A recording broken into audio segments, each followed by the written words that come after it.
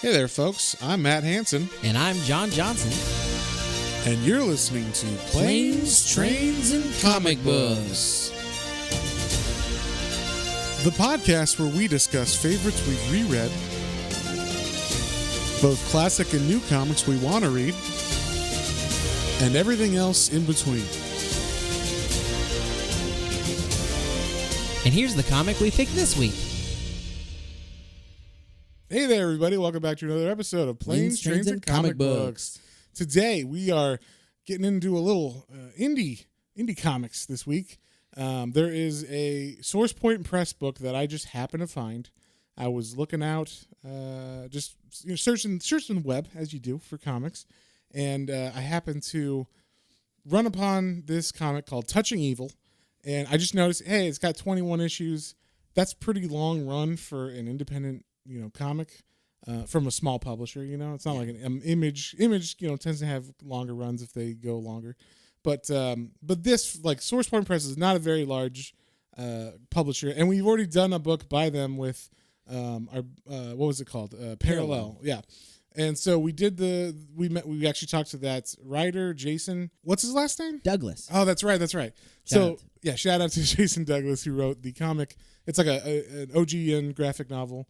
And it's like 60 pages. And yeah, we did that one for like an interview with him, and we did like a little review of it and stuff. Yeah, it was cool. Yeah, it was good. And so ever since then, I've kind of had Source Point Press on my radar. And I did another book called Runes that I did an issue review on YouTube for. That was pretty cool, about like a Viking kind of dude or whatever. And then, so I just kind of every now and then go on their website and see what's new, see what's hot or whatever, or just see what's interesting. And so I just happened to see this. I was like, Touching Evil. I don't know what that is. I've never heard of the writer. And it's got 21 issues. So that's kind of rare. Mm. And then also, I kind of, when I was looking it up and kind of searching about it, I saw that 21 is the last issue. So it actually has like a finite ending, which is cool.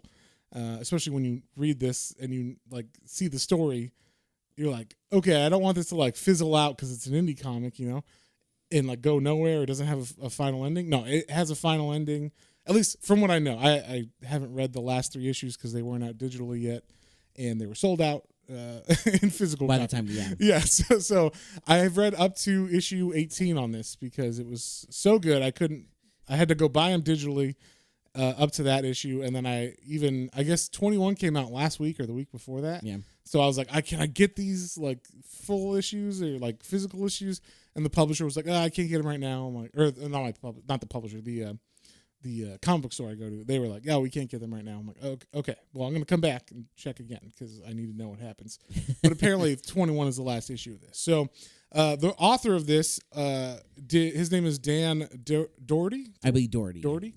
And he does not only the writing, but he also does the pencils and the letters. So he does a lot of the art. He doesn't do the inks, but well, he does some of the inks. Oh, that's right, he does some of the inks. Yeah, I know. Right. Yeah, he partners with the inks, but still, it's like, so yeah, he did most of this comic. That's most cool. Of this comic is just him doing it, and then Wesley Wong does the colors. So yeah, this was like super interesting, like a random pickup that I was like, oh, let's try this out. And the first issue is free on their website, so I was like, well, I'll try it. Read it and was like, I have to find out what happens next. And then every issue following, I was like, I have to find out what happens next. Yeah. So and literally last week, because we usually at the end of our episodes are like, oh, we'll read next week, and we talk about it for a minute. Last week, Matt was like, I got what we're reading. Yeah, he's like, you have to read this comic, like, because it's so rare that Matt picks up a comic and he's like, oh my god, like, especially an indie comic from someone I don't know, and I'm like, this needs to be like this to me is. People talk about nowadays in comics like writing for a Netflix show. Like, you're not writing to be a good comic, you're writing to be a Netflix show. Yeah. This is like the best example of writing a really good comic that I want to see be a Netflix show. Like, it's not like he was like, I'm going to make a pitch to Netflix with this comic. It was like, I'm going to write this fucking awesome comic, and this could totally be a Netflix. This is amazing. Like honestly, the thread plot lines and everything that are going through this, and the way that he cuts between the different story segments and everything with the different characters, masterful. I was like blown away and on the edge of my seat. I never was bored with one section and waiting to get back to the others. I was like, I want to know what happens here, and I want to know what happens here, but I gotta read this to get to that, and I, like everything was so good. So that's why I was like, we have to read this. It was really cool, and I want more people to know about it. And with the limited reach we have on this podcast, I'm going to shout it out. God damn it! So from our tiny hilltop, we will do this. Exactly, our small plateau or whatever. our small grassy knoll. Yeah, there you go. Grassy knoll. Maybe we won't use that one. Yeah. Back into the left. So we will shoot out the. Oh man, this is good. So anyway, that's a JFK reference to all you youngins out there. But yes. But yeah. So anyway, I read this. I was like, John, you have to read this. We're gonna do it for the podcast. So let's just get into it. I will say the first issue is free on Source Point Press website, so we'll link to that in the show notes or whatever when we post this. Yeah. And that way, you can check it out for yourself and see if you like it as much as we did. Exactly. And at least if you did, give them some love. Go buy the. I think the first 7 are $1, or the first. I guess after the first issue, which is free, they're $1, and then it goes to $1.99 after that. But that's super inexpensive. Yeah, it's amazing for what it is. For what support local comics if you can. Yeah, and so we start off with a court case happening. There's a lawyer named Ada, and she is the defense attorney for a. We're gonna assume he's a mob boss. He's a Greek man, so I'm assuming he's in the Greek mob or something. Yeah. I've watched too much of The Wire, so in The Wire season 2, this guy definitely would have been in there with all those other Greek mob guys. But yeah, his name is George Lycos, and he is she's getting him off and like saving his life basically from some kind of charge. I don't know if it was a murder charge. Yeah, it's a murder charge. Yeah, so he gets off. She wins the case, and his son Nicky is like, "Oh my God, Dad, I can't believe it. Papa." We kind of made it Italian, but it's the same thing. All that Mediterranean. Yeah. We can say that we both have family from there. Sure, I have family from the old country. So the old country. I did. I had people come over. It's a specimen de bala.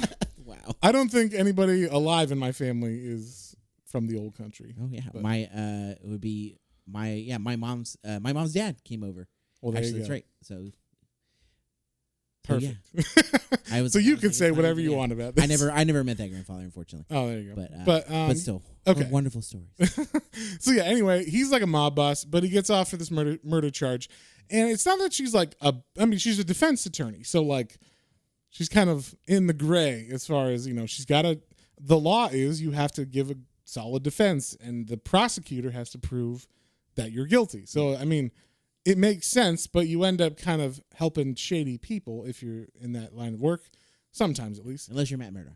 Unless you're Matt Murdock, who can read people's, what's it, pulse or whatever, so he knows if they're lying or not. Unless they have like a beta blocker or something and fuck with his senses. But so anyway, she works. Ada works for a person named Vincent. He's like an old school attorney. And by that I mean he wants to he became a defense attorney to help people 40 years ago. Yeah. And specifically there's one person that he helped a long time ago when his career first started. That is a man named Marvin, who he did not win the case for, but I don't know if it was because of racism or why, but the Marvin is African American, so yes, and he is in prison, but one thing we learn is that Vincent has taken it upon himself to keep working for Marvin pro bono for all these years because he feels bad. Right. So we figure from what happened. Right. And so we cut to Marvin being in the prison, and this prison's name is Briarcliff Correctional. So, and we're getting kind of introduced to all the prison politics. There's, obviously the different gangs and all that kind of stuff. There's the new fresh meat. Fish coming in. Fresh fish. And then we get to meet the warden, who's a warden. He's an asshole. Yeah, how every warden every is portrayed. Yes, and then we hear about, because there's new people coming in, right? The fresh fish. They're getting told of some kind of extra special punishment that Briarcliff has. That's got something to do with the ghost and the ghost wing. Ghost block. Ghost block. There you go. And apparently, if you're bad, you get sent to the ghost block, and no one comes back from the ghost block. Mm-mm. So that's kind of like a myth going on, or like I will say they even if with it being a myth like that, like there's the prison, which is like fairly like recently, from what he says is like well done and like revamped and whatnot, so it's all like nice and new. And then the ghost block is one little section that's kind of blocked off that they have to like unchain to take the prisoners into. Yeah. That is like run down and no one fixes ratty anything and, there. yeah, no, it looks horrid. Yeah. It looks like Shawshank Redemption. It does, yes, exactly. And so then we cut back to Ada, who's talking to her boss, Vincent, and we see that Vincent is pretty sick. He's got cancer of some kind. He's got to wear oxygen and stuff. So he tells her, like, hey, I want you to go visit one of my oldest clients. His name's Marvin. He's in prison. And I want you to tell him that his sister died because she just passed, and that's like, I would do it, but I'm too sick to do it. Basically. And that's Marvin's last living relative. And we also find out that Marvin has been in prison, like I said, for over 40 years now, basically. And Marvin is a very old man, but doesn't look old. He looks you can tell in he his literally eyes, looks like basically. he's 25 or something. Yeah. You know, black don't crack, John. So But apparently he's almost 90 something. Right, he's 92. Or 92, yeah. I believe he's 92, yeah. So then we cut back to the prison where we see the fresh fish guy who just came in and, he thinks he's all tough. He meets his roommate. His roommate's name is Brody.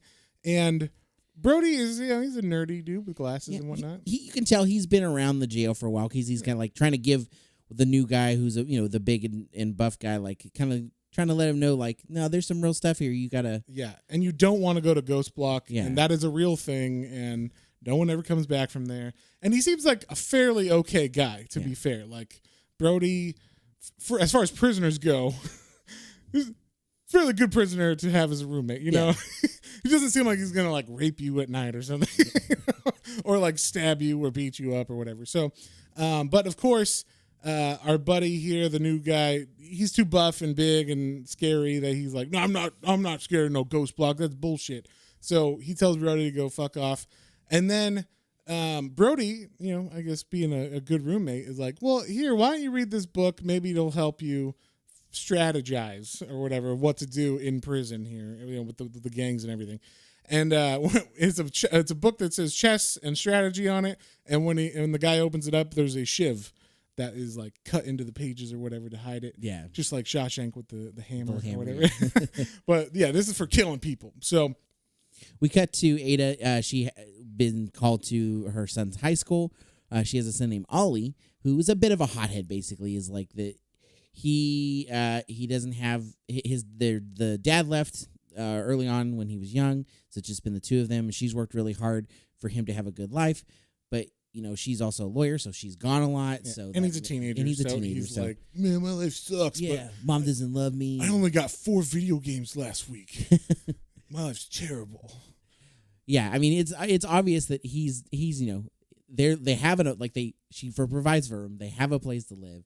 Like she's working really hard, obviously, right. And yeah, he's very much like, well, yeah, I don't know. She doesn't really love me that much, and she's probably gonna leave me too. And very very teenage angsty. Yeah. So we just get like the little glimpse of their relationship where it seems like he's angsty, but he does, he's his mom, so he still loves her or whatever. But he got into a fight at school, so she had to go. Yeah, of course. And hear it out from the principal. Yeah. And so then we come back to the prison where we see the fresh fish, and he's getting confronted in the laundromat where he's working, I guess, for that day. And the fight starts, and, he got the shiv that he had, and he actually kills a guy. Like, he straight up... His first day in prison. Yeah, well, he's doing you got to pick the strongest guy, and you got to go after him or whatever, and show that you're the strongest guy. So he does that, and, he murders a dude, stabs him right in the eye, and he gets to go to Ghost Block. And so they take him, like you said, to this rundown part of the facility. There's guys wearing fucking, like, full chemical suits and everything. Like, you're like, what the hell's going on in here? And they put him in a room, and they give him a knife, too. They're like, oh, well, you might need this just in case. Have fun, basically. So they push this new guy in this room, and we see in the room there's just an African-American man who's sitting on a chair, and he's like, oh, another one, basically. Like, And the fresh fish guy comes up and takes that knife that they gave him, and he's like, well, if you're the ghost, like, I'll shut you up, like, you're not tough or whatever. And he just stabs Marvin in the side, and Marvin doesn't do anything. He doesn't die. He just pulls the knife out, and then he hands the knife back to the fresh fish guy. And when they touch hands, the guy just disappears. He disappears from the real world, I guess, and appears somewhere else. We don't know. Just a little section of the prison is cut out where he was standing, and then it's just him, like on a little platform in a void. But then there's a bunch of other people that are there as well in the same little they have their own little section that looks exactly the same as where he was. And they all have prison uniforms, and he's like, what the hell's going on? So we find out that this is actually inside Marvin's head. And when he has a power that when he touches someone and they're evil, only if they're evil, they die instantly in our world, and their souls, I'm assuming, I guess? Yeah, something like that. Their souls or whatever will go to their consciousness gets put into his brain and held in like this holding center forever. Yeah, it kind of made me think like The Shining, like you keep whatever the people in a little box or whatever. Oh, okay, yeah. Except you mean Dr. Sleep, the movie. Yeah, sorry, but he can hear them all. That's the only thing that sucks is that he can hear, and like as they kind of pan back, like the panels go back and they pan back, and you see he goes from just the new fish to a bunch of people to like probably hundreds of people, and then it looks like a planetoid of people. Like you couldn't tell how many people, and it's just like, okay, so like he hear and then you see him kind of in agony, and he's like, shut up, because he literally hears all of these people in his head apparently all the time, and they won't go away. They don't go to sleep, whatever. So then we find out that the warden has kept this man here. Once he found out that Marvin had this power, he kept him there as like the ultimate punishment for the bad people, because the deaths look like a heart attack. They look like a natural cause. There's no wounds or anything. Yep. There's no way to figure out if it's any other way of, like, it's not poison or anything. So he uses this as a deterrent for all the other prisoners. Like, if you fuck up,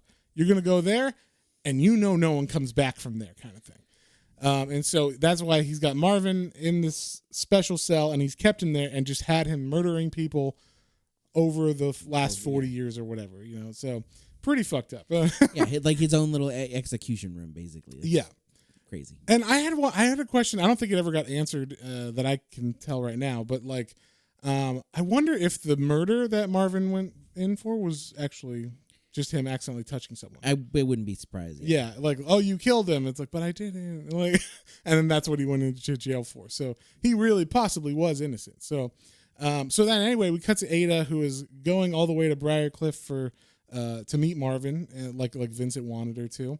And in the meantime, we see that her son Ollie, against Ada's wishes, is trying to meet with his girlfriend.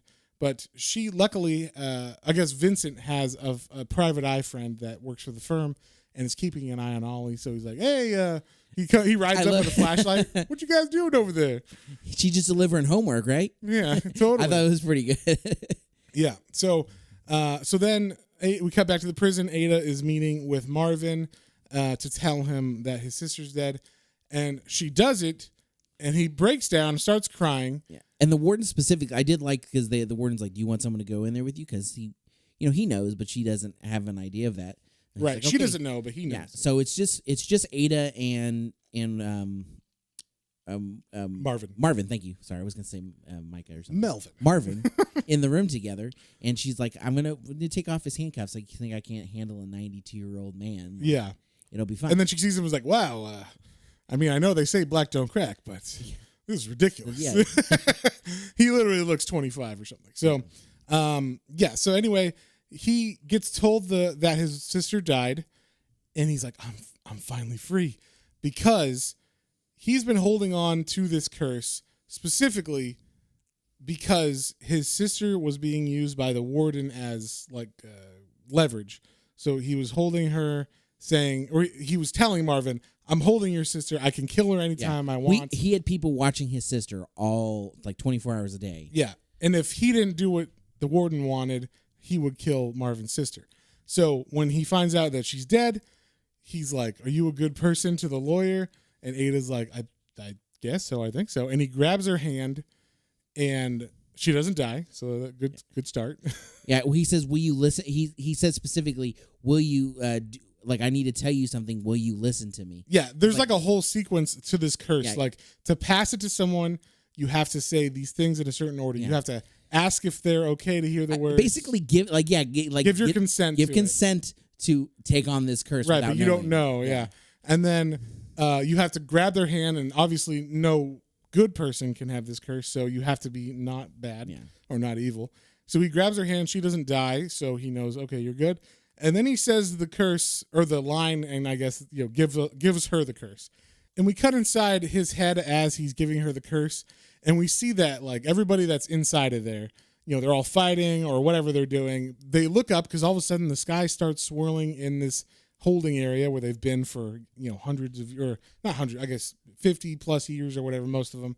And they're like, we've never seen that. And all of a sudden it starts swirling, and basically they all just disappear. We don't know where they go. They go somewhere after the beyond. They get snapped. Yeah, they get snapped basically.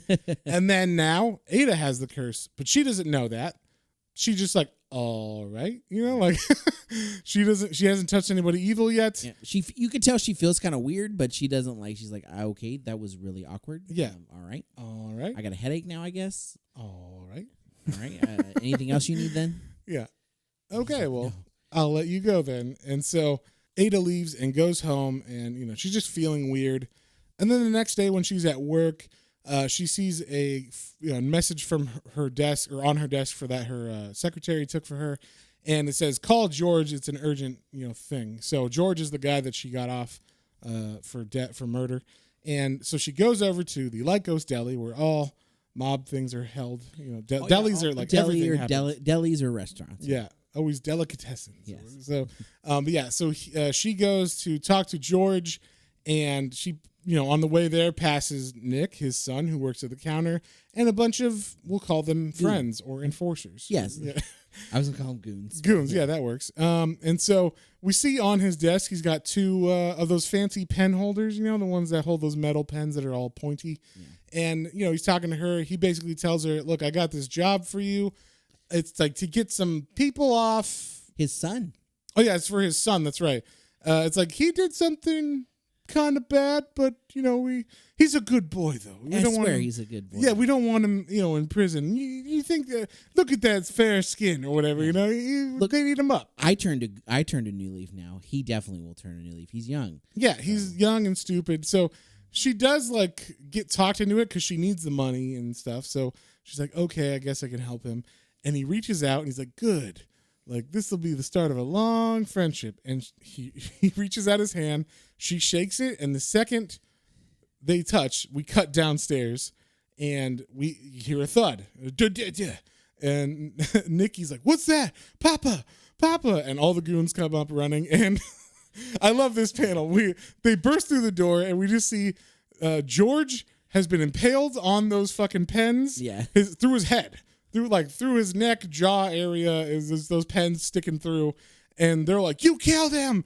They think that she killed them, and then they go to grab her, and they're running at her, and she's like, "No!" And she puts her hands up, and the second they touch her, they all just start falling dead. Yeah, it's fantastic.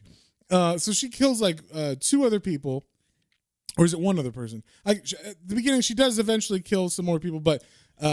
I think in this one, she just kills George and the first guy that tries to attack her. And then Nikki's like, oh, my God. And Ada's still not understanding what is going on, obviously, because she doesn't know she has this curse. So she's pleading with Nikki, who's got a gun on her. And she's like, please, I have a son. And then Nikki says, well, then he's next. And then we cut outside of the deli and we hear bam, bam, bam. And they're like, what'd you do, Nikki? So that's the end of the first issue. That it ends on such a good cliffhanger. You can't not read that, Yeah. And so then issue 2 starts with a panel of someone holding a phone, and it's got the picture of Ollie, Ada's son, in it. And so you're kind of assuming it's Nikki or whatever who's been following Ollie. And then we cut to 2 days ago where we see there is a man who has called the warden, and he's writing down a name named Eddie Draculo, and he's got like his whole morning routine where he gets a cup of Joe and then he goes for a run, and he's at this place. So basically, and he writes down $75,000. Like, that's how much this is going to be. So basically, this dude is a hit company. Like, he works for someone who orders hits, and then he calls the warden who gets Marvin to touch the guy, and the guy's probably evil because he's going to get hit anyway, so he's got to do something bad.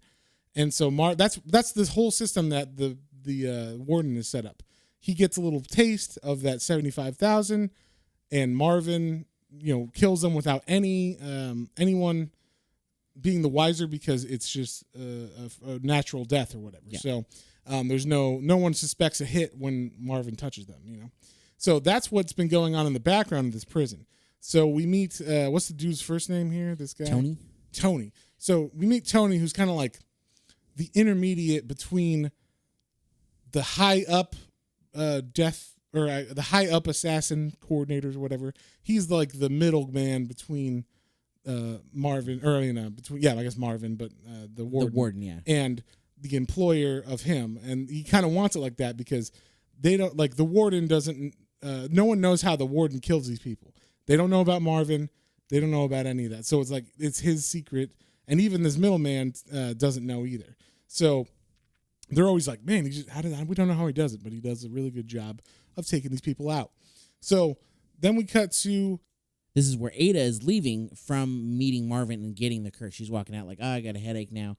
And they're like, all right, well, have a good day. I'm glad you got to talk to him and get it off your chest or whatever. And then that's when Tony happens to pick up the phone and be calling the warden. He's like, hey, we got another gig here. Like, are you down for it? Yeah, and they're like, they don't know that Marvin's given up his curse, so they're like, just bring the person over. Then we cut to Vincent, who is talking. It's one day later, I guess, from there. Yeah, who's talking to his doctor, and we're finding out he definitely has brain cancer. He definitely has brain cancer. Brain cancer. The cancer's back. Yeah, the cancer's back. Time. He thought he got rid of it, but this is it's recurring, and he's definitely gonna die. So, we find out that when he met with Marvin originally, Marvin touched his hand to be like, oh, are you a good person or whatever, and he touched Marvin's hand and he didn't die. So we find out that Vincent, pretty good guy, and that's probably why he's helped him the whole time as well, because he's a good person in general, but he's dying. So then we cut to today, which is 2 days after the whole incident with George and everything. Yep, and the 2 days after that, and 2 days after she got the powers. Yeah. So, there's a guy running, and it's the guy that they wanted dead. I don't remember what his name was, but they wrote it down on the paper. And so he's running. They shoot him with some kind of tranquilizer or something, I guess. And so they knock him out, tie him down, and they bring him to the prison where Marvin is waiting in the ghost cell like normal, and everything's just going like it normally does. I guess they usually bring someone here. Marvin touches them. They die because they're evil for the most part, and everybody gets paid and then repeats, right? So, but this time they don't know Marvin doesn't have powers. So they give this guy a knife, just like they gave the other guy, the first prisoner who died in the first issue. And Marvin's like, they don't know, but I'm retired. Like I keep telling them, but they don't know what I'm talking about. And Marvin's like kind of acting weird because he's just so happy that he can bleed and like not heal right away, because that's part of the curse too. You can't die. Yeah, you can't die. So like we said, he's 92, but he looks 25. So he cuts his finger, it continues to bleed, and it doesn't heal. So that's cool. And then he touches the guy's face. He's like, oh, it's so nice to touch someone and not have to worry about killing them and all this stuff.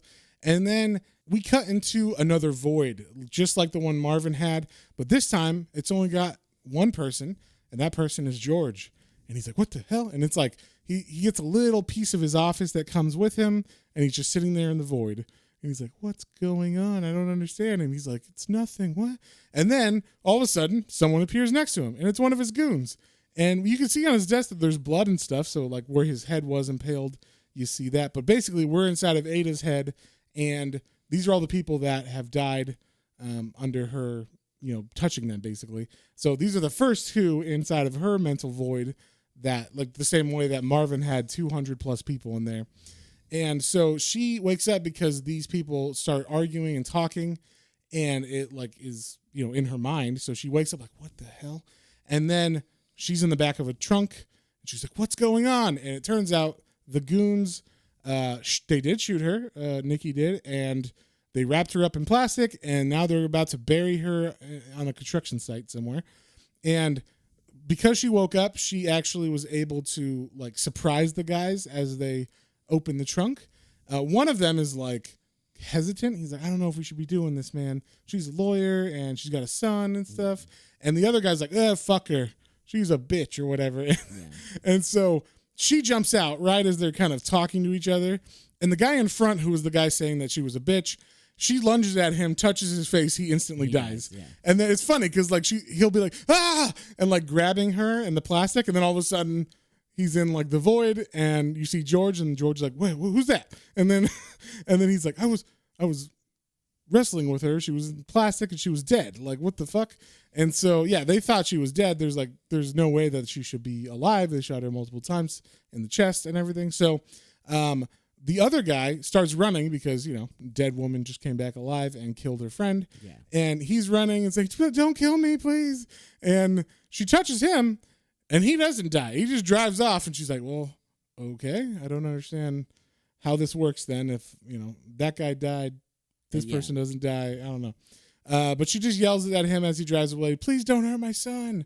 So then we cut to Ollie, who, of course, is, a badass, right? He's hanging out in a cemetery with his girlfriend, or the girl he's trying to think this is a costume? This is a way of life. This is life.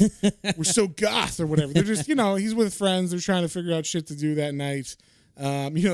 There's some graffiti on the stones that say like YOLO and stuff. And I don't know if they did that. They don't really say it, but he's so stupid. He actually takes like flowers from a grave and gives it to the girl that he's after. I don't know if it's his girlfriend or not. I think it's his girlfriend. Okay. Well, kind of make it seem like that. Yeah, they make it seem like at least they're like he's trying to make her his girlfriend, and he's trying to go for her. So he gives her the flowers. She's like, really? Dead people flowers? Like, thanks. And then they get chased out of the cemetery with or by a guard that was there who thinks that they're the ones doing all the graffiti and everything. So then we cut back to Ada. She looks down at her chest, and kind of like you were saying, like Wolverine style. Yeah. Yeah, it was interesting. So like that's one thing. So again, with this curse, you can't die. Like you may I guess get knocked out. There may be like some like physical ailments, but things come back. So she got shot earlier, and I guess her body's been healing. And like Wolverine, like her body pushes out the bullets and then like perfectly heals. Like there's no more bullet holes and stuff. And it's wild. Like he shows the bullets like fall out of her chest here, and it's like, oh whoa, like okay, that's cool, very cool. And then also like a wolf comes out of the woods and like starts getting really aggressive towards her. So that's one of the recurring things later on is just animals in general fucking hate her or whatever. Hate this curse. They feel the curse. They feel the curse. The curse. And so then there's a cop driving in the middle of the road as she's kind of backing up from the wolf. And he's looking down at his computer, typing something in, and he doesn't see her get in front of him in the street. And he fucking totally runs her over, just straight out. She cracks the windshield. She should be dead. Totally dead. I mean, I think she does die, but she then heals or whatever. Because like her arm folds behind her and all this stuff. So she flies. The cop is like, oh shit. And the wolf checks, is still looking like, I don't like you. But then goes away as I guess she dies for a little bit at least. And so he doesn't see the threat. And then we cut back to Ollie and his girlfriend, and he's walking her into his house. And of course, the mom had told like the neighbor, because they live in like an apartment complex or whatever that, or I don't know if it's like a duplex or if it's an actual like apartment, but either way, there's neighbors and they have to walk by him. And there's an old lady who's like, did your mother say that you could bring someone in or whatever? Yeah. And he's like, shut up, you old lady. I do like that earlier. When she's saying like she's going out for the first time, and she's like, and don't worry, and like like our neighbor will hear you, and she knocks on the wall. She's like, because these walls are paper thin, and you just see word bubbles through the wall, like that's right, Sonny. Yeah, yes, and so then on the outside, as we see them walking in, we also see Nicholas or Nikki George's son is crying in his car looking at a picture or the license of Ada and the picture of Ollie from, I'm assuming, Facebook or something, right? And so he's about to get revenge on Ada because he told her, I'm going to kill your son. And there's also the security guard that apparently has been following like the dead rose petals the rose petals that are falling out from the flowers that were taken from the gravesite. So he's been following them. He follows them all the way to home, and he doesn't know that, like, what he's walking into with Nikki and all that stuff. So then we cut back to the prison, and we see Marvin's like, oh my God, you could do something awesome for me if you could please fucking kill me, because I've been alive for way too long, and I don't want to be alive anymore, and I don't have anything to worry about anymore. So that's basically what happens is that prisoner, he gets free, or he cuts himself free, and he stabs Marvin to death. And then we cut back to Ollie, who's is he in the neighbor's house, He's right? in the That's neighbor's, So the neighbor, in order to get them to not have sex or whatever in their own not do house. what teenagers Yeah, do. not do teenager things. She's like, why don't you come in and get a snack or whatever? Yeah. And so she's like making them sit in her couch or whatever.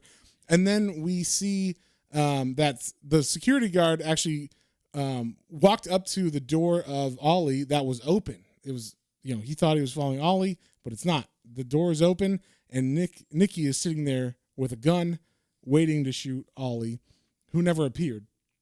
So, but Ollie hears this noise, like he hears the guard saying, hey, put the gun down or whatever, and he starts radioing for help or whatever, and Nikki just opens fire, and Ollie sees all this happen through the peephole in his neighbor's door, sees the guy get murdered, sees Nikki walk over and look in the peephole, but doesn't notice that, someone's there or whatever. And then we cut back to the prison where the warden is like, shit, we need some help because, Marvin's been stabbed.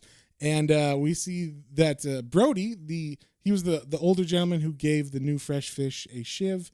He sees this happen where Marvin, he knows who Marvin is because Marvin was actually his cellmate when Brody first got there. And he saw him get taken away into Ghost Block and, used for this. And he also knows about the powers of Marvin because Marvin told him. Yeah, we find out basically through this that, he and Marvin were roommates.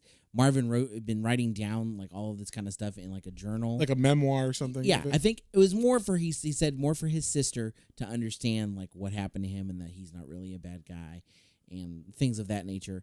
But it also kind of explained like the history that he found out of this curse, like as far back as like he and we'll find out some other people figured out during this, and so Brody knew all of this.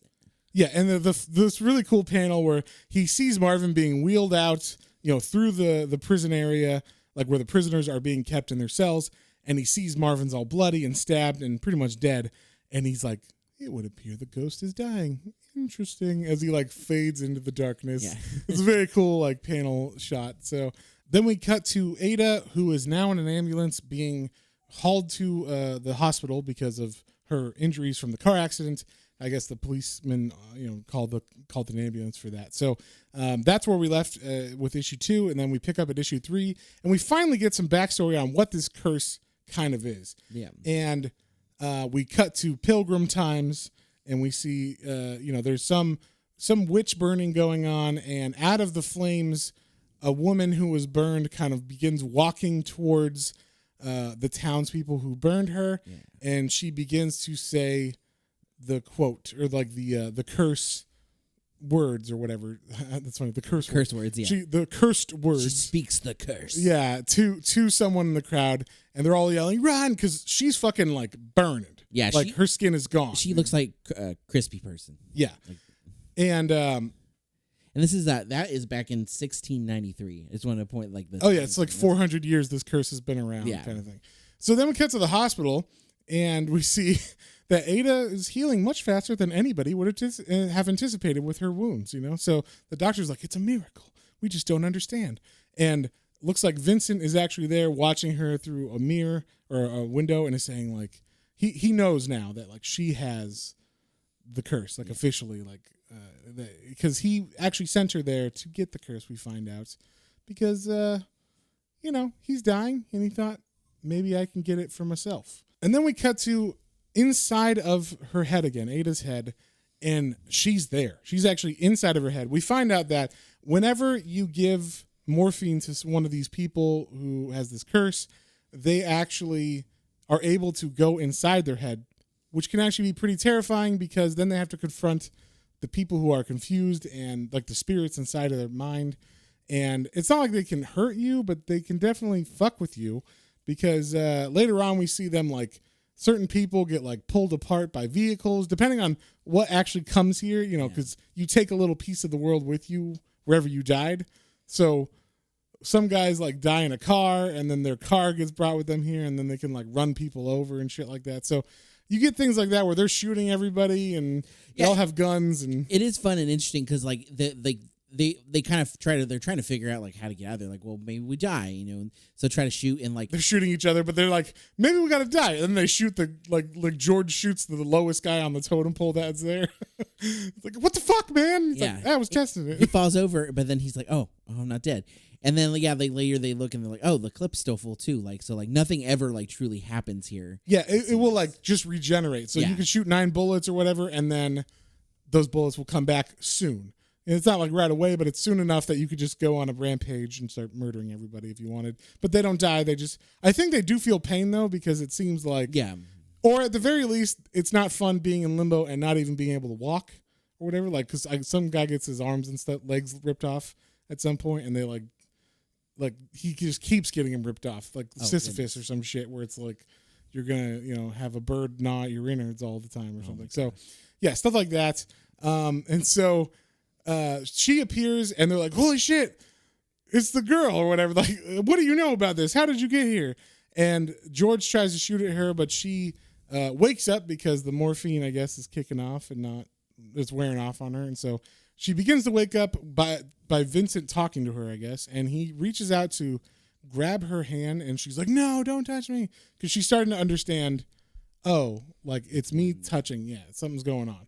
And she just saw the people inside of her head are all the people that died that she touched. So, and then we get like a touch, or like a heart-to-heart with her and Vincent, where he basically tells her, "I know, and I'm sorry, I'm the one who kind of gave it to you on accident." Yeah, well, on purpose accident, because I want it for myself. Well, he said he has been working on a way for over these 40 years. Part of the reason he's been working with him is that he has been trying to figure out a way to get rid of the curse. Like completely. Like, but then now that he's dying, he thought, oh, I could go there, but he couldn't go there because of his health.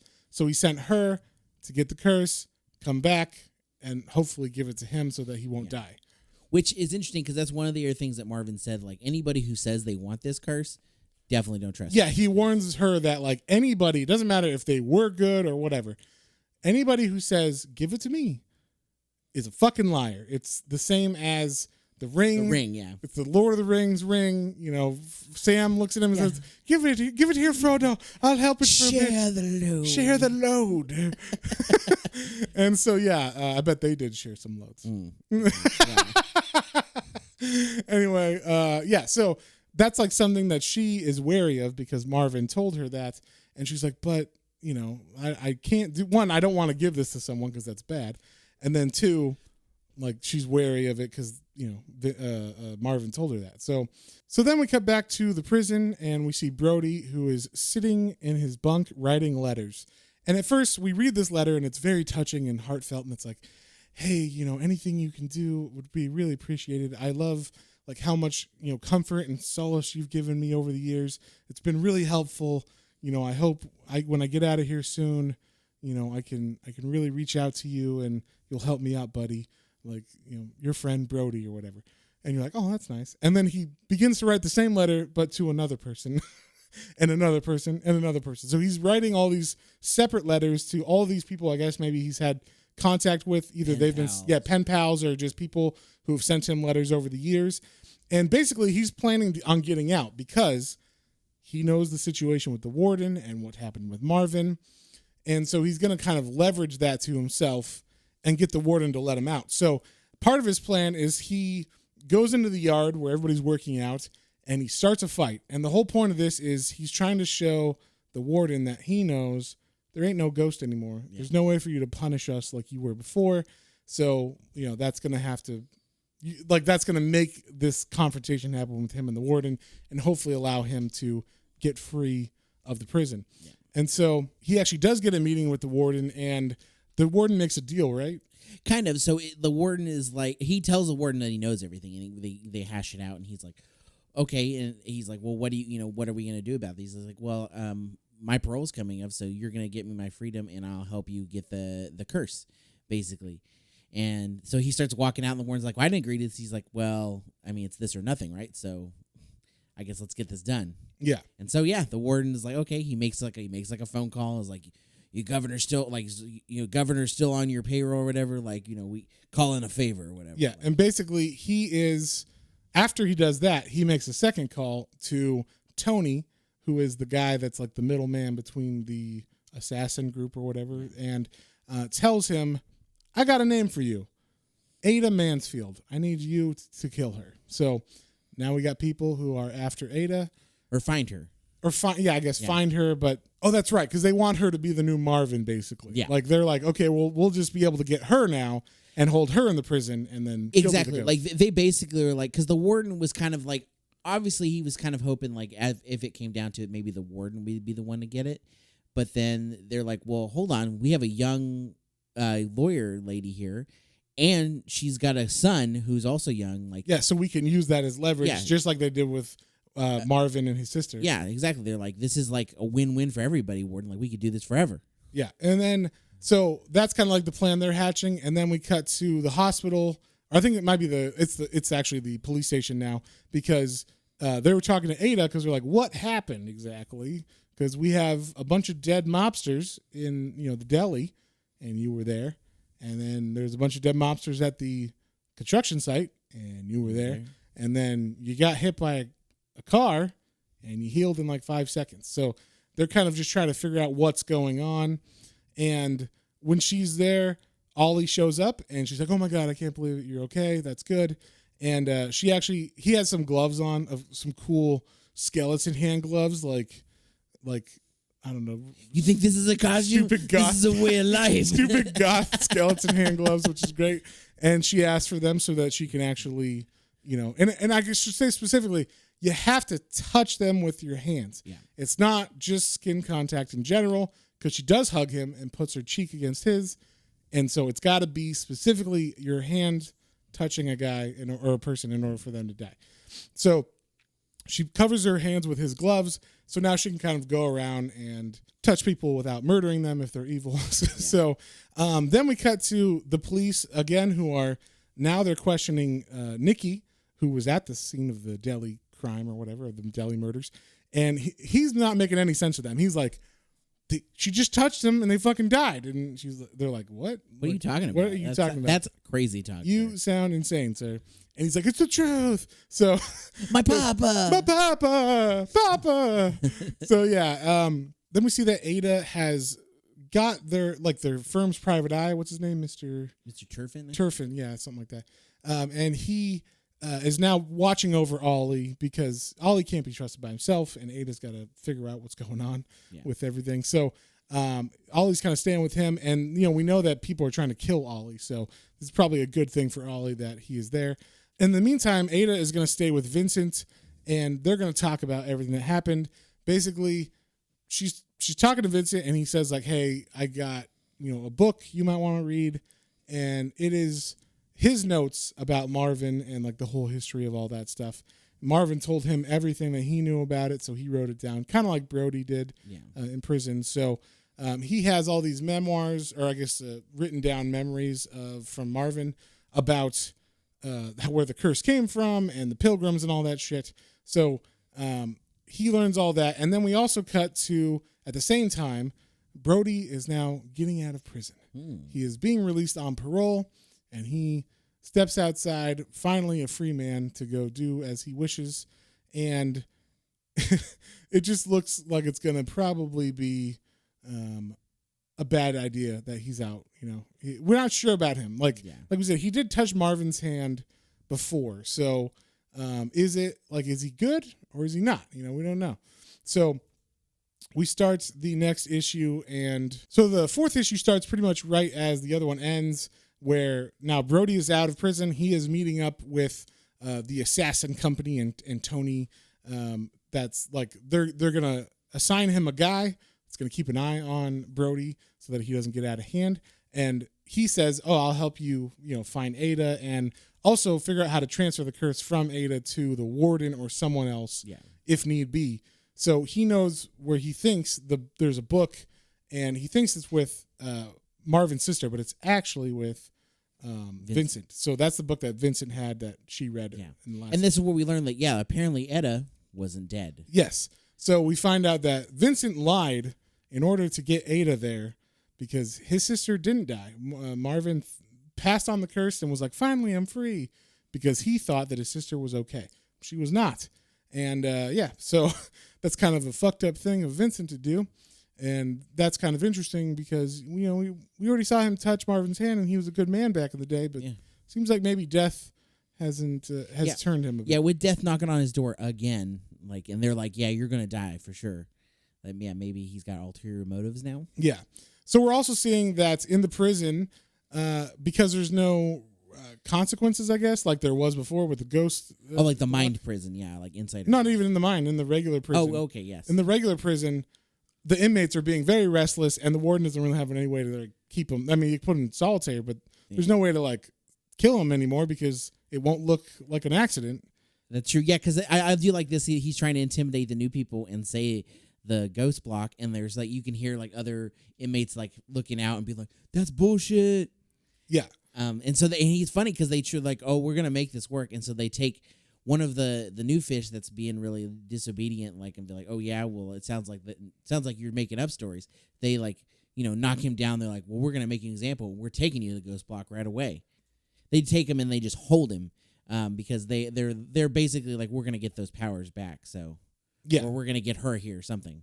Yeah, and so then we cut to Vincent, who is getting ready with his wife for a lifetime achievement award for good service or whatever. Yeah, his Vincent's wife actually organized this, and it's all been actually kind of hush hush. He's like, "Whatever, you just do what you feel is right. I don't think we need to be doing this right now." And she's like, "No, we need to because you've been doing this for over 40 years, and you're on death's door or whatever. We need to celebrate you."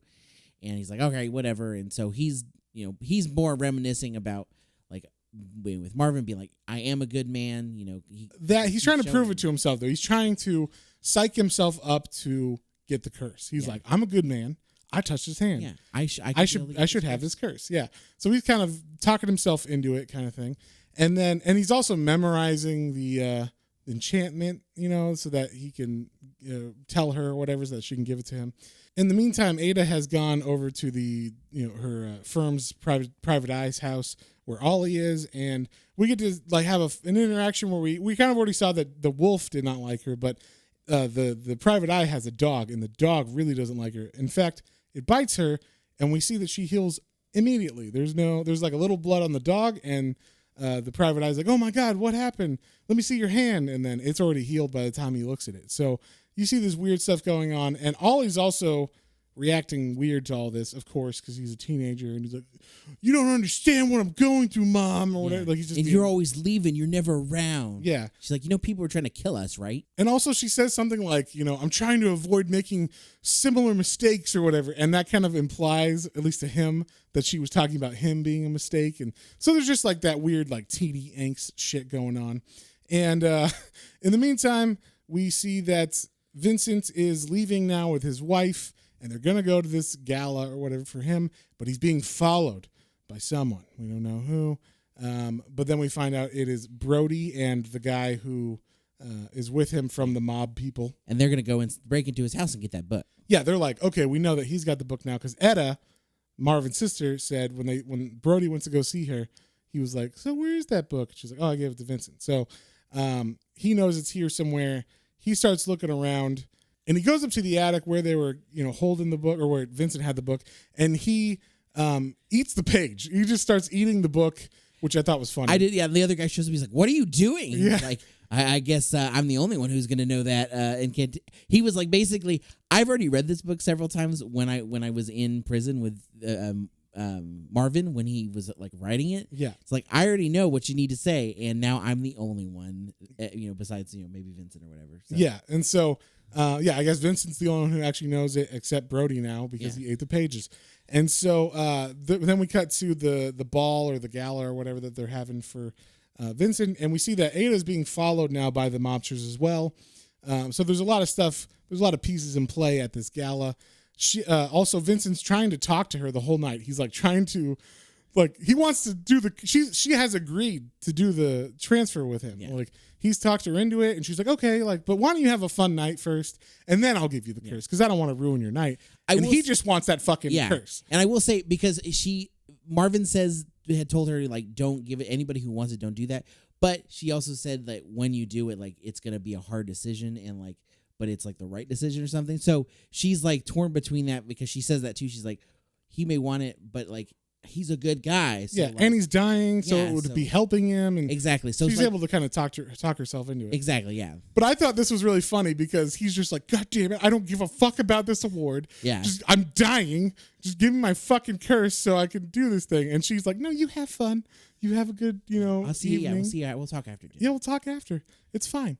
So he wins the award, and everybody's clapping. And but this is the best part. Yeah. I almost wish they had saved the Etta being alive for this, because they're like, okay, and the first speaker is, and it's Etta, and she goes up, and Ada did not know that the sister was alive, because that's what she went to prison to tell him. Yeah, they're like, we have a special guest, because the wife went behind his back and found Marvin, because she knows that he cares about Marvin. Yeah. So he's like, they're like, Marvin's sister's our special guest speaker to give the award to Vincent. And Ada's like, what the fuck? How could you? She puts it all together right there. She's like, oh my God. Yeah. And I thought that was a great moment. So she leaves to get the fuck out of there. She's remembering everything that's going on.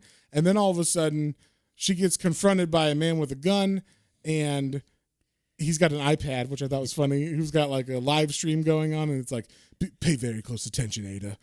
You might want to look at this very closely and, measure your next movements very, very cautiously. And then you see in the screen, there's a picture of Ollie and a video of him with a girl on the docks. Great Dawson's Creek. Yeah, I guess he escaped the house probably or whatever. Because, it's Ollie. He's an asshole. He's fucking leaving. And so. And they're like, and we know what you've got, and we're going to prove it. We come out with us. So they take her outside, and they're get in the van, basically. And as they get in this van, there's a guy strapped to a gurney, and it's the prisoner from earlier that was mouthing off that they took and were holding. And they're like, touch this guy. So they're like, oh crap, so everybody knows what's going on. And she touches him, and then he shows up in her consciousness inside of the van. Yeah, in front of the other people. He's in the van tied down. What's going on? What is going on? We don't understand.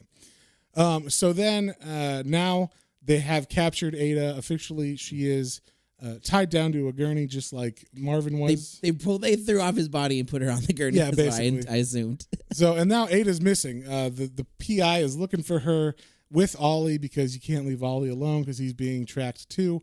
And so they have her in the prison, and everybody's wearing their suits and everything, the chemical suits, so they don't get touched, except a couple people. There is the mob guys, the guy that had the screen, and he's got his boss on the screen, which I thought was funny. He's just walking around with just holding around with iPad, the Krang head of. Yes, exactly. It's just like that. And then there's another mob guy who he has the book that is missing the pages, the cursed pages, that Brody ate, and then Brody's in there too. He puts on one of the suits, and he's in there, I think, because he's the only one who knows the words, so he's got to tell her. So they begin to tell her, hey, you have to do this. I'm going to get, the warden's I'm going to get the curse, and you're going to give it to me, and it's going to be great. And the problem is, Brody's not going along with this. No, he tells the warden, okay, we're going to do this.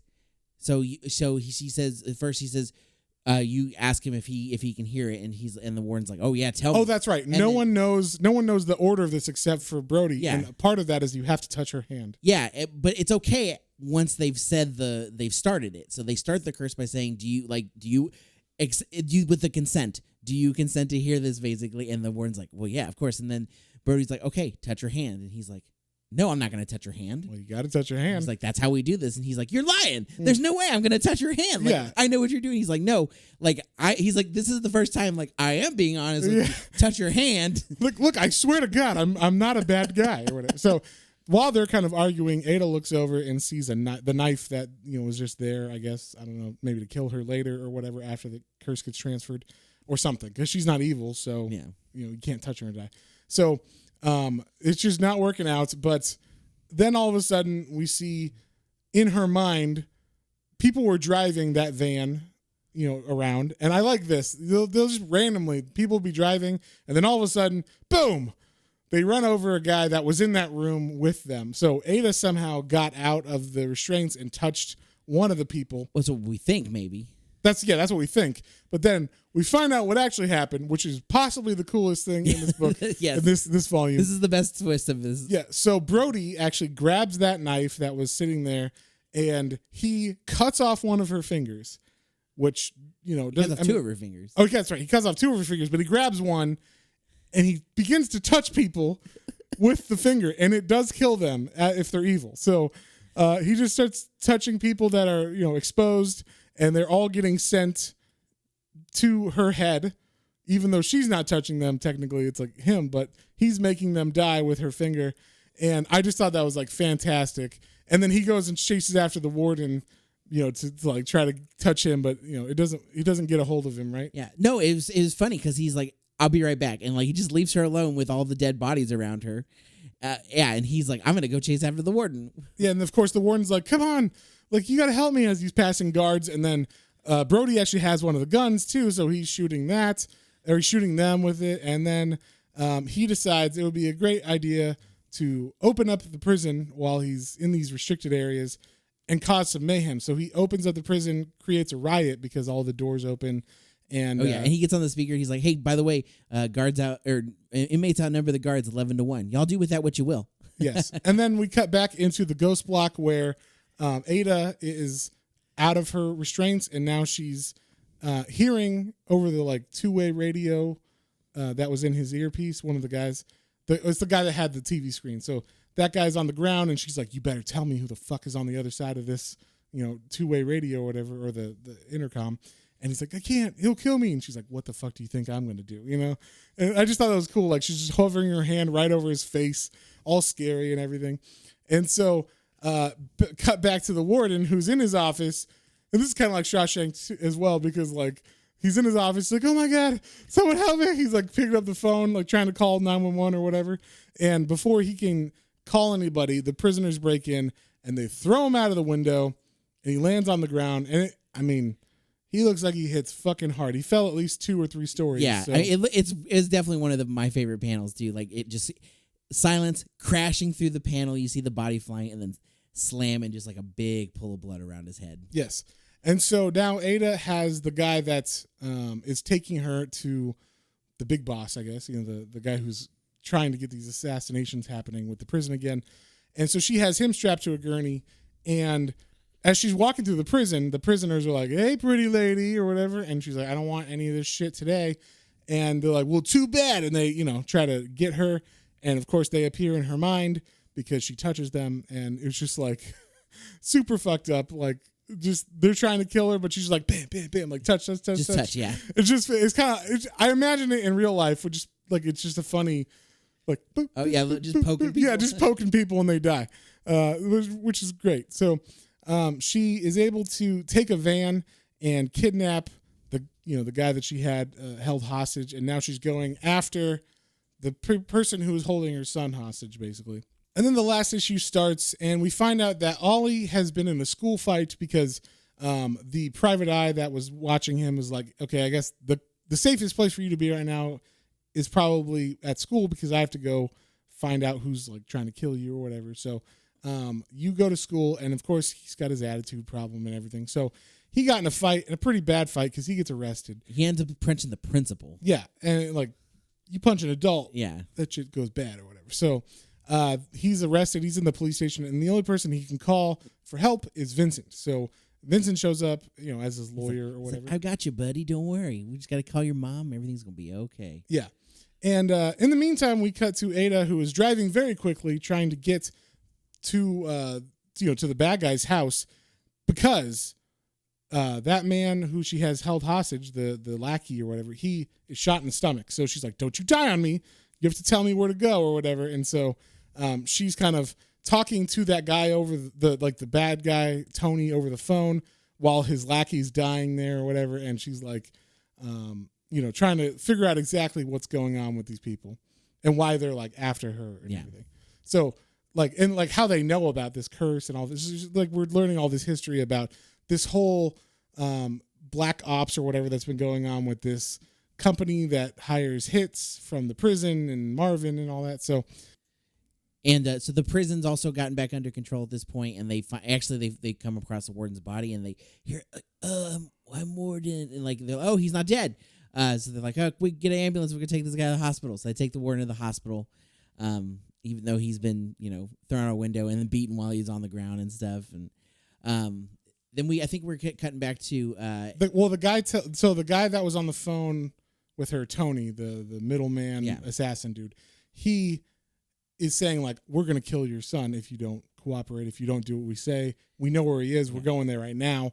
He's at Vincent's house. So basically what happened is the PI took Ollie Vincent took Ollie from the police station to his house, knowing that Ada's looking for him or whatever. Yeah. Because he's got his plan. He's got his plan to get her to give him the curse still. And because he doesn't want to die.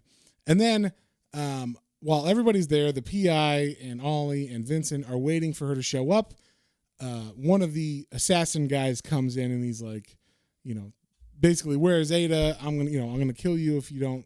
For when she gets here or whatever, I'll be able to hold you hostage. They shoot the PI guy in the arm, and then in the meantime, Ollie, I guess, was upstairs and he gets a gun. He had a gun that he found in Vincent's house, and so he pulls it out and he's like, "You better freeze! I'm going to shoot you if you don't," or whatever. And so as he's kind of in the standoff with this assassin guy, they're talking and he's like, "Put the gun down." And then he falls dead because we see someone walk out from the door behind him, and it's the mom, and she just touched him in the back of the head and he died. And so Ada, killed that guy, and now no one's, on their trail, at least right now. So Ollie's happy. He runs over to her and gives her a big old hug, and she's very careful not to touch him with her hands because she doesn't know really who's good and who's bad, kind of thing. Yeah. But then as that's going on, we see Vincent pick up the gun, and he's like, "You have to give it to me. You got to give me the curse. I'm dying here," or whatever. And he pulls a gun on Ollie and her, and he's trying to convince her, like, "Look, I'm a good man. I know I am. I touched his hand. I did all this stuff. Yeah, like, it's going to be fine. Like, nothing bad is going to happen from this. Like, just give it to me." Yeah, nothing bad's going to happen. So he lunges at her to give her, to tell her to give him the curse. And then we see him appear in her mind. And he's like, "What? But I thought I was a good person all my life." No longer a good person, obviously. Yeah, so basically the lust for life, I guess, or not dying. The power of the ring corrupted him. Exactly. As it does all hearts of men. Yes, exactly. He's a ring wraith now. Yes. So yeah, he falls down, or he's dead now, and they now have to deal with that because, he died. At least it looks like, natural causes. Yeah, and he was dying. Yes. They're like, well, that's a thing. And then we see someone waking up at the hospital while some police people are standing over him. And that person is the warden. He's like, "What? Where am I?" And they're like, "Hey, funny thing. There's some weird shit going on. We found a bunch of dead bodies that were shot and a bunch of people in like hazard suits. And a lot of unexplained things have been going on in the prison. So why don't you wake up a little bit and we're going to talk to you real quick." And some nurse comes in and brings him his food as the police kind of leave and let him wake up. And the nurse takes off their mask. And we see that nurse is Brody. And he is showing up and he's like, "Hey, how's it going, buddy? I got something for you." And he opens the coffee cup lid and he pulls out, or he reaches inside with gloves and he pulls out a finger. And of course, that's Ada's finger. And what you said, you like this part, right? Where yeah, he's like slowly, meticulously like walking close to him with it and just like, after everything we've been through and all the, assholes that we've killed, and like we've been through all of this together, and he like slowly just Here's just the airplane. yeah, real close to his forehead. It was just perfect. And then he like taps him right on the forehead, and next thing you see is the warden is in his bed in her mind. So he brings the whole bed with him. He's paralyzed. He's got broken arms and legs. Yeah, and you go into it, like whatever state you're in. So he's like fully like broken body in the hospital bed in her mind now. Yeah, and it will never be able to be repaired because whatever you came in as always eventually goes back to that state no matter what you do to it. So, and we see all these prisoners and shit are like, because they're in her mind too, and they're like, we get to kill the warden a bunch. So that's like a fun thing that they get to do. And then we see that Ada actually had one of her, the second finger, she got it at the prison earlier. So she's trying to explain to the PI and Ollie what's going on. She's like, look, I can't die. I'm immortal, and I have this curse of when I touch someone who's evil, they die and they get trapped in my mind or whatever. And so they're like, what the fuck are you talking about? Specifically the PI. Yeah. And she's like, look, I'll show you. So she pulls out her finger. It was her pinky, right? And it's her ring finger. And she just pushes it onto her hand, and it quickly, I guess, just clicks back into place, and like the skin heals around it, like it all becomes one again. Yeah, she's like, see, it's weird, and I don't understand it. And the dog's like, like right as that happened, like it's unnatural. And then we see devil. Yes, and then we see that Ada then talks to the head assassin guy, and she's like, I don't know who you are or what's going on, but I know your name now, at least. Your name's Tony, and I'm coming after you. And so then we see that her and Ollie are on a bus, and they're traveling far away to find this guy. I guess they know kind of the general area that this guy was at, right? I think so now. And so that's where we leave it at. We see that Tony, hears her, and he's like, hello, Ada? And he smashes the glass in his hand that he was drinking out of, and he's all pissed off. And that's pretty much the end of the comic. Her and Ollie have a heartfelt moment of being like, oh, I'm not going to leave you. Now you know what was going on. And I'm not going to leave you like Dad did. Like, we'll be together. Blah, blah, yeah. Blah. So that's nice. So that's like, but it ends on like a good cliffhanger, like what's going to happen next kind of thing. So, oh, yeah. No, that was a perfect first arc. Yeah. So with that being said, John, what'd you think of it? What would you give it? I loved it. The art was solid. Like, I never had any. The only two characters that looked similar were Vincent and Tony sometimes, but Vincent has the air thing in his nose, so very easy to understand who was who. Yeah, yeah, very true. But I'm just saying, like, they had a similar look, but they're both old white men. So, but overall, the art was fun. The twists when they came were really fun. Like, I had maybe a little bit of a feeling of Vincent, but I really was like, well, no, he touched him. So like, that did throw me off. Yeah, it's the trick, right? Because he kept at the first time looking at it. Because he kept going back to that, I was like, oh, well, he touched him. No, you're right. He can't be a bad guy. Like, they did that on purpose, and I like that because it totally got me. And then, like you said, like, Brody cutting off the finger and then going after people. And just touching people. Just touch it and then just pop. Like, I just imagine, poof, and them showing up in her mind. I was like, that's hysterical. Yes. That's amazing. That's why I was like, I would love to see this on TV because it would be fun to film him like like touch. You could do some really funny things with that. Yeah. I can imagine like someone getting away, he throws the finger. Yes, and they just like So it was a lot of fun, and like the whole concept, like, and it'll be one of the things that they did. We didn't go as much into, and it's only because they only touched on this, and I don't know how much more they go into it. But when they were talking about the backstory, part of the reason Marvin was like, I didn't want to just give it to anybody, and I didn't want, I kept on to so long also because of Etta, but also because he knew the history of it as they were learning it. Right. And he saw one of the things in particular, one of the first guys that get it, I like from the first witch that got burned or something, he basically in his town, like, did like a very similar like Salem witch trial thing. And like he would accuse people, and then he killed them. Like he like it showed him. He would kill people around and blame it on the witch. And be like, oh, it's the witch, and but he was the one doing it. So he was using it for bad purposes. Right. Yeah. So that was one reason that Marvin was very much like obviously someone who wants this is not someone who can have it. And so, and I guess that's the weird thing is like because there's the loophole in the curse of like you can have a moment of being like you accept these terms and conditions, and you say yes, and then you can have a moment of touching without it hurting a bad person. Apparently, so like that's the I don't know. They don't. Yeah, it's true. We don't know for sure, but that's the only thing that made it seem like it.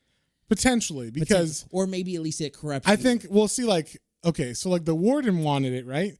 But he assumed he was good until he had to take her hand. Yeah. So I think part of the condition of the curse is you have to be a good person. You have to be someone who wouldn't die. Yeah, I think so. At least. I would hope so, but because that would be a funny loophole. Yeah. At least initially when you first take it. Yeah. And then it could corrupt you over time. Yeah. Or you just become more corrupted by it. Yeah. Or just from it. Because you're like, oh, I'm only killing bad guys. Yeah, but you're still murdering people, and they're in your head, and you're going crazy and all this shit. So. Yeah.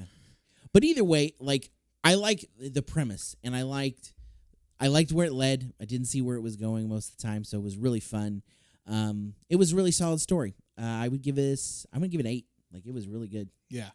I'm gonna give this an 8.5.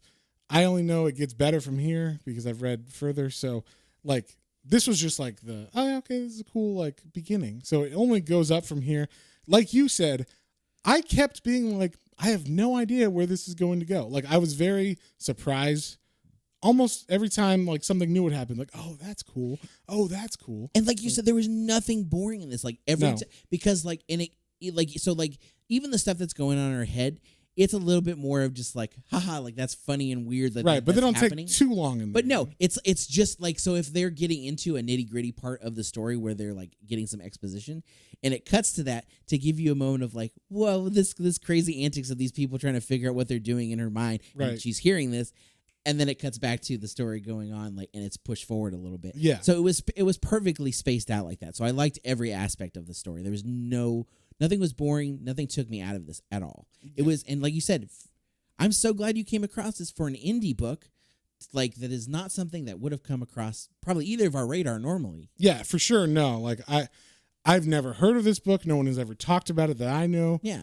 I've never seen it on the shelves at a comic book store. So I just randomly, in reading more digital comics recently, I was like, oh, let me check out, this Source Point Press stuff. And, oh, that's cool. This is an ongoing series for 21 issues. Obviously, it's selling well enough to get that. And so I liked this so much that I went and bought the hardcovers from his website. Oh, nice. Because he has done Kickstarters for each of them.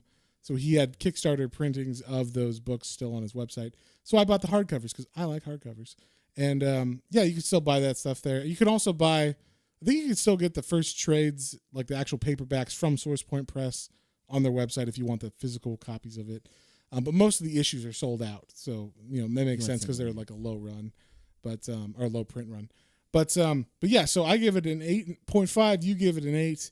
What are we reading next week, John? Next week, we're going to go into the multiverse of Marvel a little bit. And we're going to check out Marvel 1602. Yes. And this is a Neil Gaiman book that we've actually read before. This was one of the first corrupted podcasts that we did, or that we got, I don't know, it was issue or episode 6 or something. Yeah. And then it got corrupted, the audio did, and we never came back to it because we didn't want to just rehash what we already said or whatever. And so we want to give it some good time. Yeah. So it's been about 2.5 years. So we'll read this again and have some new insights now that we've read a bunch more comics too. Exactly. We were talking about we don't like, there's Doctor Strange is coming out obviously too. We're excited for that movie. We're like, well, there's no Doctor Strange run that we seen as out that there. I know of it. That we know of that is you have to read this. And we're like, well, let's just read something that's out there in the multiverse of Marvel, a weird offshoot of stuff that happened in Marvel. And Matt, of course, was going to shoot down Marvel apes or Marvel pigs and stuff. Yeah, because those aren't good. Yeah, whatever. But no, so we're like, let's go back to one that we know we enjoyed at least the first round of it. I know I liked it so much because I bought more of it. I haven't actually continued. I think the spinoffs are good too. But yeah, I bought the Spider-Man spinoff of it. So yeah, but the original one is an 8-issue mini, or 8-issue mini series by Neil Gaiman and Andy Kubert on the artwork, I believe. Fantastic art and everything. So, and it takes place, as you would imagine, in the year 1602, and all the Marvel characters are kind of themselves, but not. Like it's what if they were in that time period? Yeah. So it's different, but also familiar and interesting. So. Yeah, like Lord, so and so, or Lord Doctor Strange or something. I don't remember. We'll get back into it. Yes, John. Yeah. So anyway, that's what we're gonna read next week. And we also kind of changed around our support page. We have moved over to Patreon just to make it easier for everybody. We think most people use that. So we still have our coffee page up in case you prefer that, but we're moving most everything over as far as like all the Hellblazer episodes that I do from Matt's Minis and everything. We're hoping that more people will support us over there because we like making this content, and we want more people to enjoy it as well. And then also we're going to do things like we're going to have a poll every month that you can join on the blue and gold tier, which is the $3 a month tier, and you can vote on what we do once a month if you're a member. So things like that. We want to get you guys involved in our picks, because as of right now, we just kind of look at each other and go, what are we reading next week? Yeah. So we want to like throw that out there. You can also suggest to us what we could put on that list, and we can throw those up, and that way we get some variation in the books. And then also I have my Matt's Minis Hellblazers episode up there, and we have an RSS feed you could throw on your own podcast app, or you could just listen to it through the emails that you get sent if you join that. And that's the $5 a month tier. So if you guys feel so inclined, we would love to have you be on our Patreon. And we thank everybody for supporting us as much as you have and just listening and everything. And also feel free to like rate us and everything on whatever podcast app you guys listen to us on, because that helps us get, put up in the top tiers or whatever of comic book podcasts. Yes. Thank you. So the Patreon link is patreon.com/Planes, Trains, and Comic Books, all one word. And that's pretty much all we got for this week. So join us next week for 1602, and we'll see you guys on the next one. On the next one. Bye.